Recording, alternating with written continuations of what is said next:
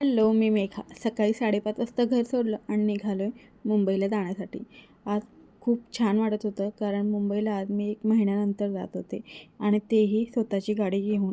कारण बरेच दिवस झालं आम्ही गाडी न घेता ट्रॅव्हल्सने प्रवास करत होतो.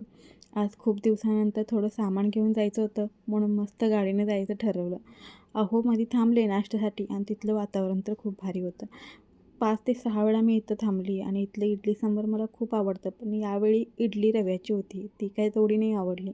पण इथला चहा तेवढा नेहमीसारखा गोडच होता. पहिल्यांदा निघताना एवढी बडीशेप मी हातामध्ये घेतली. तिथले वेटर माझ्याकडे बघत होते, पण ते काय बोलले नाहीत आणि मीही पहिल्यांदाच घेतली होती. त्यामुळे मलाही थोडी लाज वाटत होती. पण शेवटी मी घेतलीच.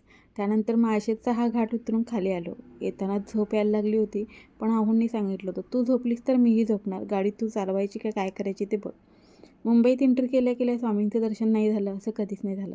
चला पुढचा व्हिडिओ उद्या.